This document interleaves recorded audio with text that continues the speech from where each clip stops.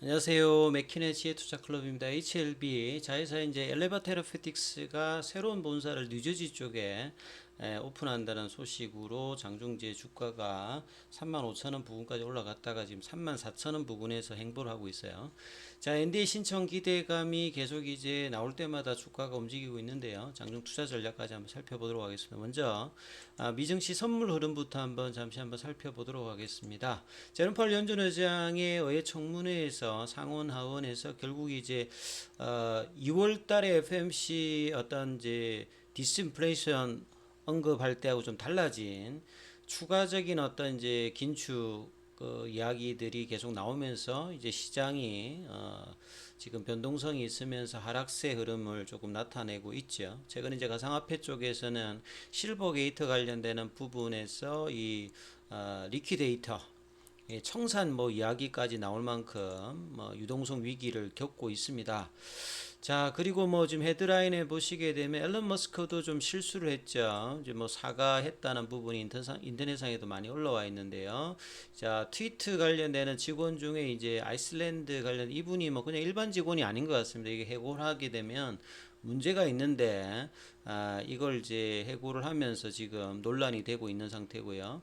자, 연준 같은 경우에는 그 이전에 어떤 기대했던 것보다 훨씬 더 많이 이제 터미널 레이트도 좀 올라가고 금리 인하까지는 곧 이제 금리 부분을 유지한다 이런 이야기들이 시장의 이제 성장주 쪽에 지금 압박을 다시 하고 있고요. 이런 부분에 대해서 이 엘라이언 이분 같은 경우에는 연준이 계속 이제 금리를 빠르게 올리지 못한 부분에 대해서 추가적으로 인플레이션을 막기 위해서는 계속 올려야 된다 이런 어떤 약세론자 어떤 주장들이 있는데요. 이러면서 시장이 굉장히 좀 울퉁불퉁하다, 범피하다 이런 이야기들이 계속 나오고 있습니다.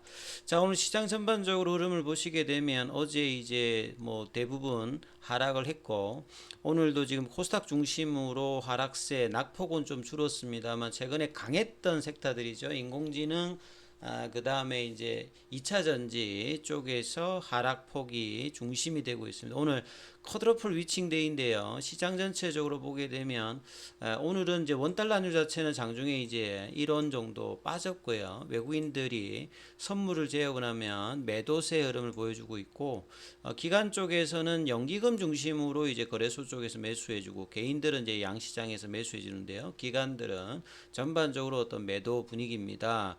그래서 코스피 쪽에서는 하락 종목 수가 한 100여 개 정도, 코스닥 쪽에서도 하락 종목 수가 한 300개 정도 이상. 그럼에도 불구하고 종목별 순환매 흐름들은 계속 이제 지수하고는 무관하게 좀 나오는 어떤 흐름이죠. 자, HLB는 이제 화요일 날 오후장에 이제 급등했다가 어제 조정, 갭다운해서 바로 조정했다가 오늘은 또 이제 양봉이 좀 나왔는데요. 이 NDA 신청이라고 하는 이슈를 가장 지금 이슈만 나오면 바로 이제 주가에 반영하는 어떤 흐름들을 계속 보여주고 있는데 이 부분들이 결국은 올해 가장 시장보다도 이 모멘텀을 이제 주가에 바로바로 반영하는 어떤 흐름들을 보여줬죠. 자, 아침에 35,000원대까지 딱 갔는데 제가 이제 계속 이제 34,000원대가 정말 중요합니다 이런 말씀을 계속 드리는데 자, 120일 6개월 기준으로 일봉상에 보게 되면 이전에 이제 왼쪽 라인에서 고가권은 이제 다 빠졌습니다.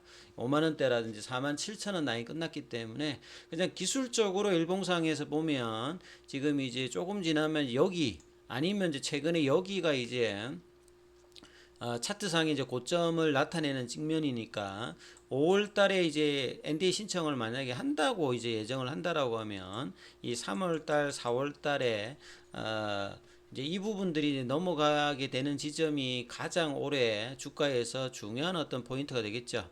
그래서 5월달 이전에 이제 회사가 얼마만큼 지금 이제 NDA 신청을 계획대로 해 주느냐가 이제 가장 일단 중요한 부분이겠는데요. 그렇게 된다고 했을 때는 자, 이 4만 원대 라인을 어떻게 넘어가느냐?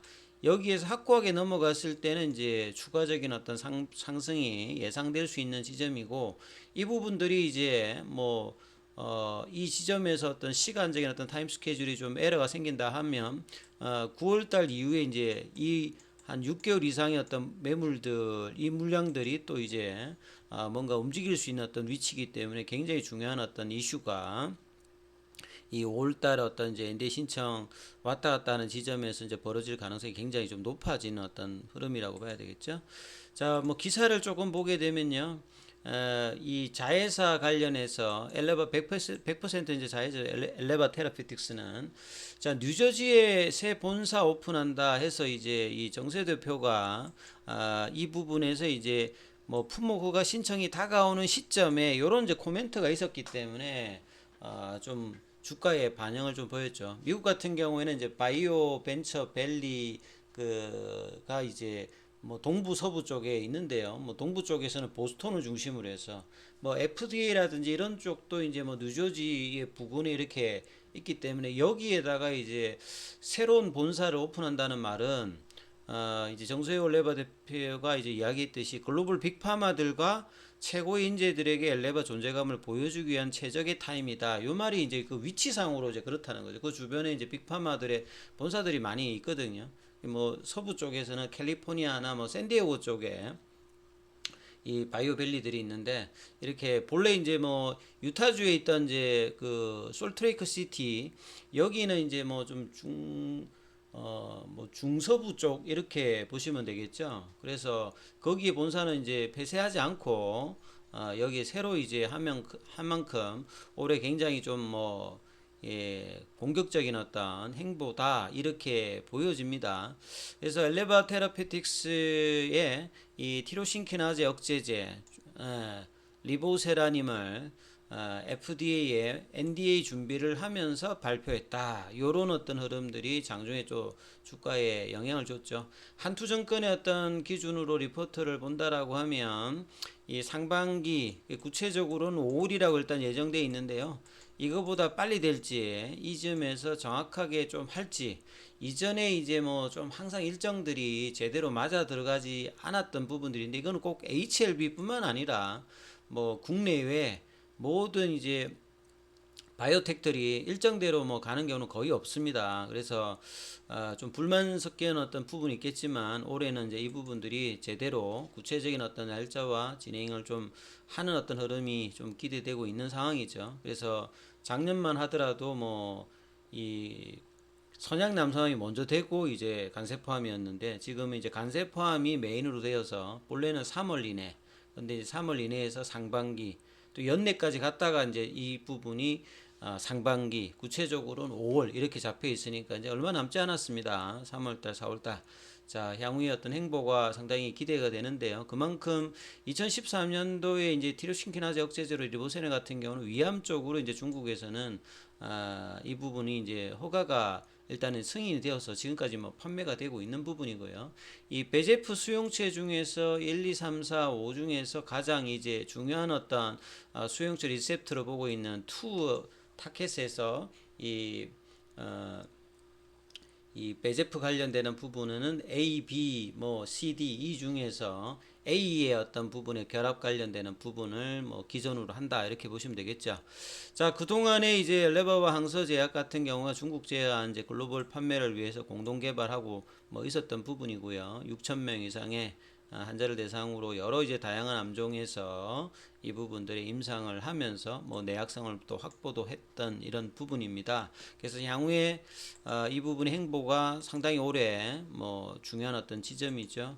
그리고 조금 이제 그간의 어떤 상황에서 NDA 신청 준비만 4년째 이 타이틀만 보면 이제 2019년도부터 사실은 이제 위암을 중심으로 해가지고 NDA 신청을 한다.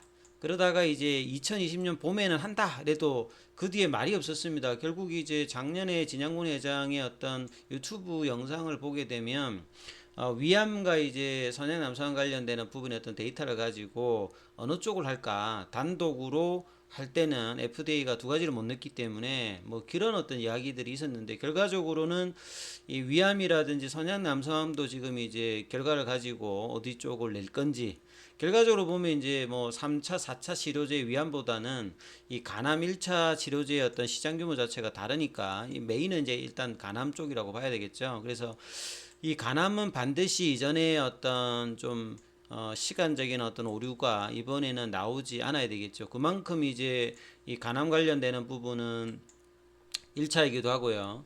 그 다음에 이제 그 임상의 데이터 자체가 간세 포함으로서는 유일하게 이제 뭐 20개월이 넘겼기 때문에 이런 부분들도 상당히 뭐 중요한 어떤 부분이다. 그래서 위암하고는 좀 상황은 분명히 좀 달라져 있는 상황입니다. 그리고 리보세라님의 어떤 기타 이제 뭐 이 대장암이라든지 여러 암종에 있는데 가장 이제 임상의 정도나 속도가 빨랐던 부분들이 일단 이 간암 관련되는 부분이니까 여기에서 허가와 이제 상업화의 어떤 흐름을 해야 이제 전반적인 기업 가치의 어떤 상승이 나올 수 있겠죠. 자, 올해 이제 간세 포함으로 신청할 예정이라 확정을 일단 이제 기사가 나왔기 때문에 그동안 이제 위암을 준비하면서 뭐 CMC 이슈 이게 사실은 연장할 때 가장 많이 걸리는 건데 앞에 이제 위암으로 이제 나름대로 이제 학습이 되어 있는 상태고요. 올해 초에 뭐 생동성 관련되는 부분이라든지 진행들이 이제 원활하게 되어서 5월 안에는 좋은 어떤 뭐 신청 결과가 또 나왔으면 합니다.